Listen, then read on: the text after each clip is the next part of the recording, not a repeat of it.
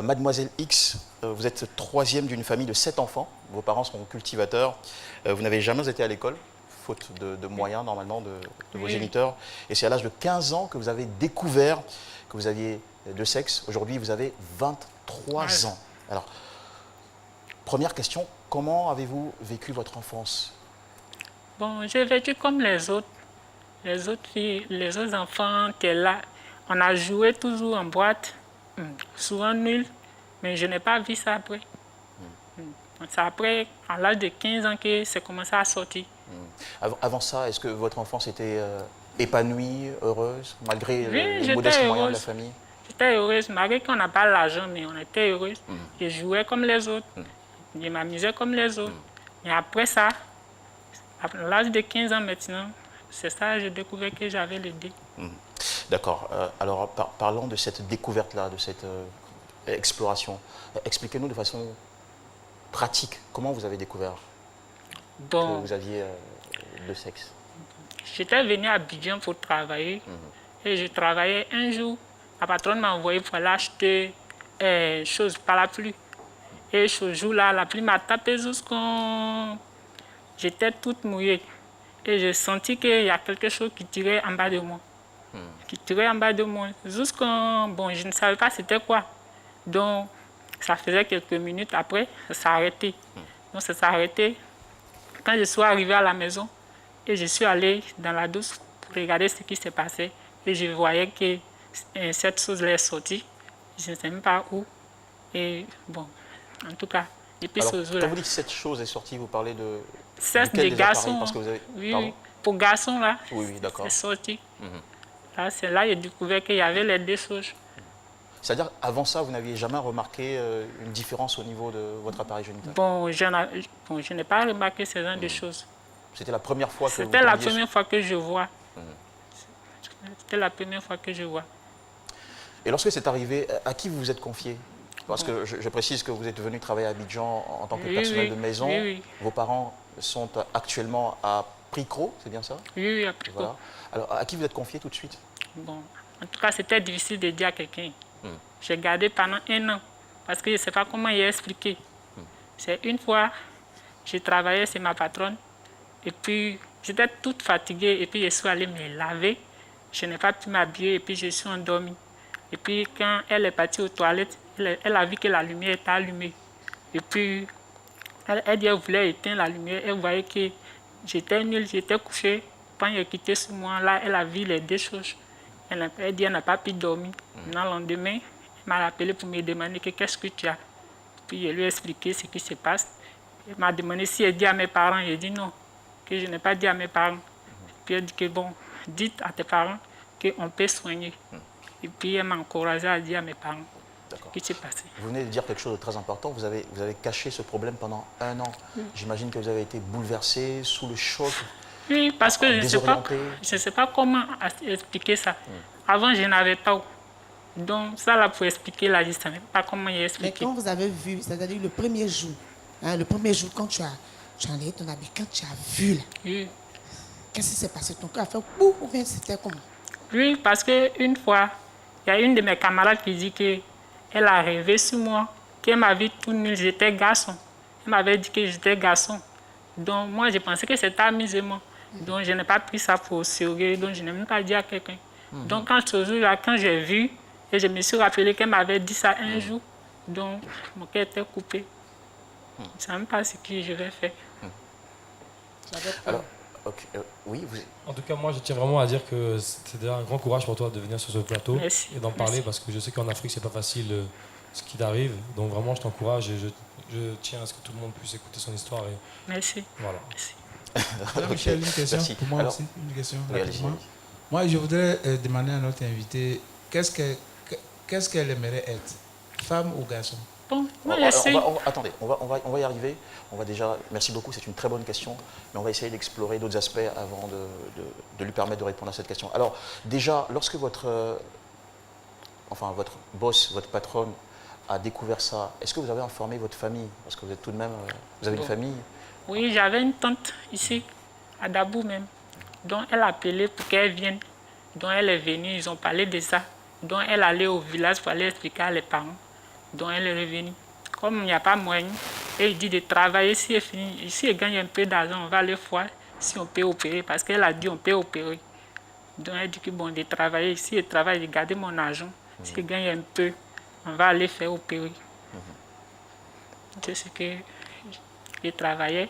L'argent aussi j'ai gagné, ce que j'ai gagné, ceux qui gardaient, ils ont bouffé. Voilà. La nature humaine est parfois très décevante. Hein. Alors, courage vraiment. Physiquement, aujourd'hui, quand vous vous tenez devant un miroir, là, je pose la question, ça n'a rien de voyeur, mais c'est pour nous aider à comprendre ce qui se passe. Quand vous tenez devant un miroir, dénudé, qu'est-ce qu'on peut voir? Bon, quand je m'arrête, en tout cas, je vois la femme, pour femme, c'est en bas, et le garçon en haut. C'est ce que je vois en tout. Et avant, en préparant aussi l'émission, vous nous avez signalé que vous n'aviez pas de poitrine. Vous avez, Oui, depuis... pas de, enfin, je ne dirais pas de poitrine, mais pas de sein. C'est ça. Oui. En tout cas, moi, j'aimerais avoir poitrine comme toutes les femmes. Parce que je suis née femme. Pour moi, je suis née femme. Je ne savais pas que ça, là, ça existait en moi. C'est après que j'ai découvert. Donc, je ne vais pas changer des choses, comme on dit même là. Justement, vous avez dit, vous êtes née femme, ok. Et vous avez les deux. En tant que femme, vous savez que chaque mois, la femme a ses, excusez-moi, a ses Monstrueux, vous à voulez ses dire. menstrues. Est-ce que vous faites vous avez vos menstrues? Je n'ai jamais eu de menstrues. Jamais, jamais. Vous n'avez Et quand jamais- vous faites pipi, Oui, je fais pipi. c'est pour femme ou pour garçon? C'est pour femme. Je fais pipi dans femme. Ok. Alors, désolé, on va continuer de pousser les questions hein, pour comprendre votre problème. Oui.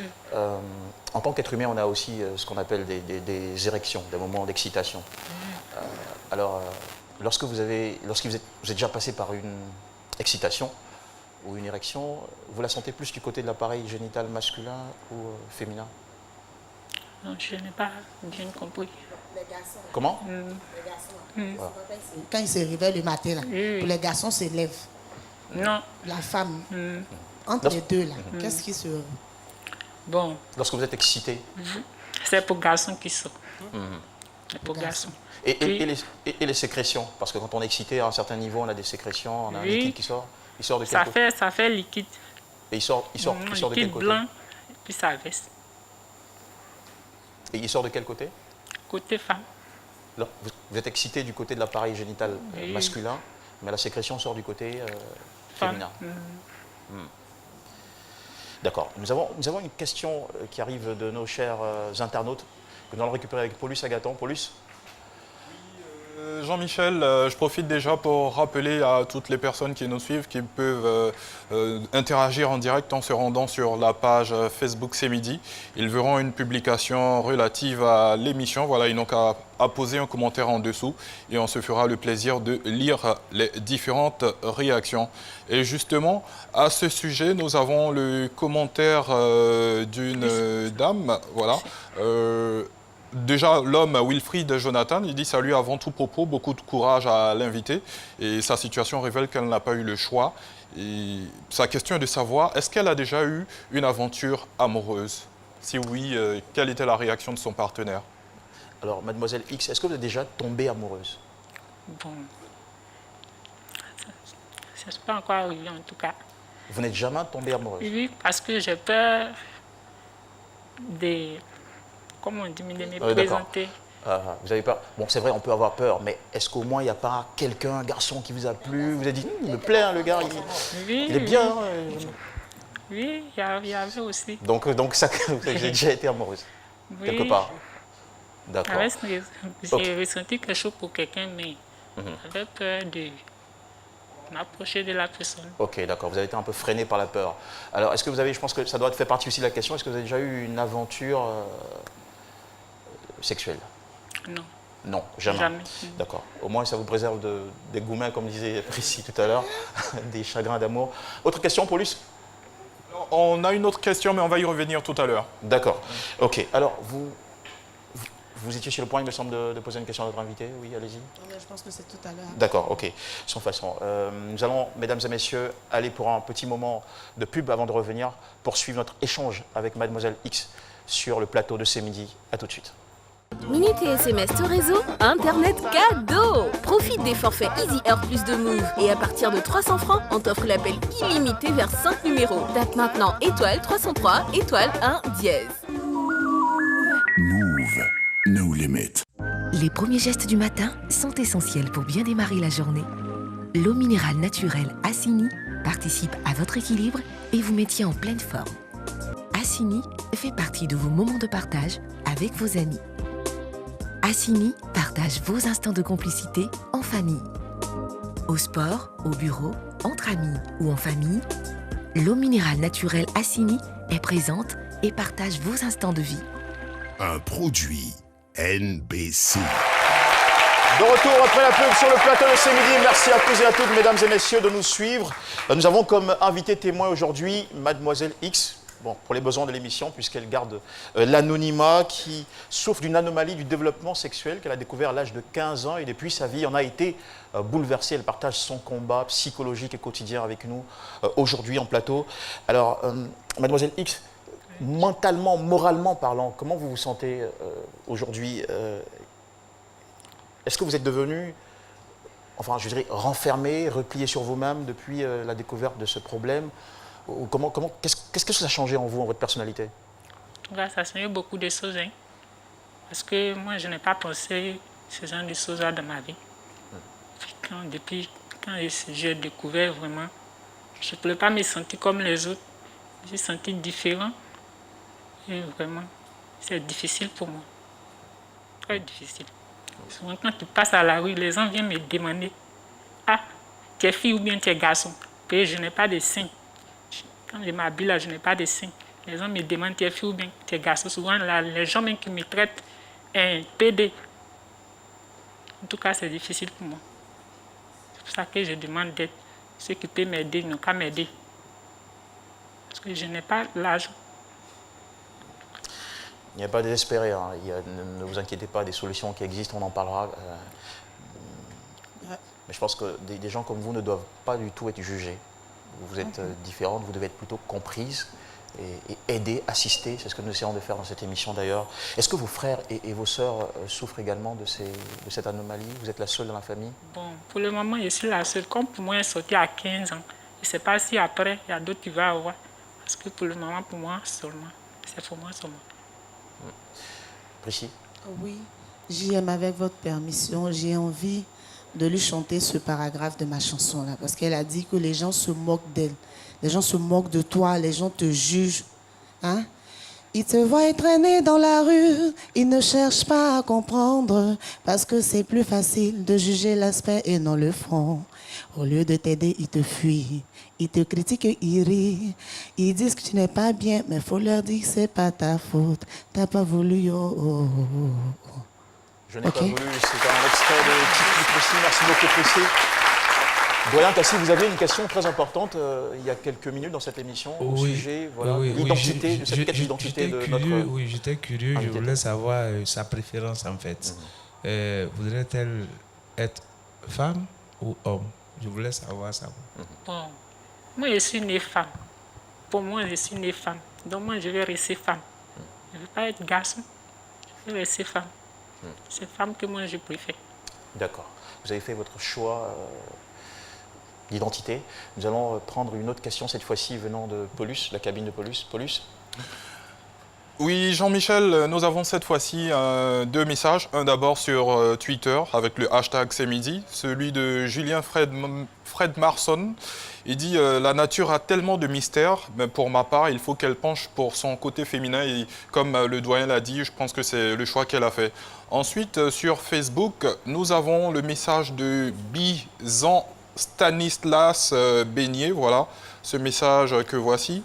Il demande quel est l'amour que tu as de la part de tes proches et déjà, est-ce qu'ils sont informés de ce fait?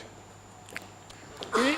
Ok, alors est-ce que vous sentez le soutien de vos proches? Comment aujourd'hui ils vous assistent, ils vous accompagnent dans cette épreuve, si on peut la qualifier ainsi?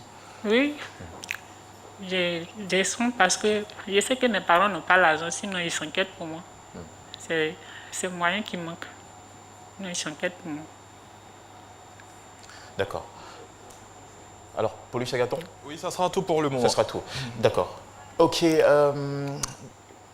Avant de passer à la minute du doyen, je voudrais déjà, cher invité, vous dire qu'il n'y a pas de raison de désespérer. Pas du tout. Parce qu'aujourd'hui, des solutions médicales existent. Vous avez décidé de choisir votre côté féminin, c'est-à-dire femme. C'est ce qu'on appelle féminiser le sujet. C'est-à-dire qu'aujourd'hui, la médecine peut vous masculiniser ou vous féminiser. Et cela se fait à travers un traitement hormonal ou une opération chirurgicale. D'ailleurs, c'est la raison pour laquelle vous avez besoin d'aide et de moyens financiers. Alors, il vous faut passer dans ce genre de situation-là à travers ce qu'on appelle un bilan étiologique pour rechercher le sexe chromosomique, les organes génitaux internes, les possibilités d'apports hormonaux, bien aussi un karyotype pour déterminer votre sexe idéal à partir des chromosomes que vous avez. Mais la décision finale se prend en équipe, ce qu'on appelle dans la médecine le conseil pluridisciplinaire avec un endocrinologue, un généticien, un pathologiste et aussi un psychologue. Vous en aurez besoin pour vous accompagner même après l'opération. Alors, où trouver un service d'endocrinologie, voilà, j'arrive, d'endocrinologie en Côte d'Ivoire? Eh bien, c'est à l'Académie de la Mer, à l'hôpital militaire d'Abidjan et au CHU de Cocody. Et puis, je voudrais vous rassurer qu'il y a des institutions qui existent aujourd'hui pour vous aider face à ce type de problème. Il y a même un budget social qui a été voté par le gouvernement ivoirien. Et on a le ministère de la Famille, de l'Enfant et de la Femme qui existe. Et puis, il y a des milliers de cœurs généreux qui regardent cette émission, qui voudront forcément, au terme de ce programme, vous apporter de l'aide. Et puis, n'oubliez pas qu'il y a un bon Dieu, maître du temps et des circonstances, qui va tout arranger pour que vous puissiez sortir avec une solution. On vous encourage encore une fois avec des applaudissements renouvelés de tout le public ici présent.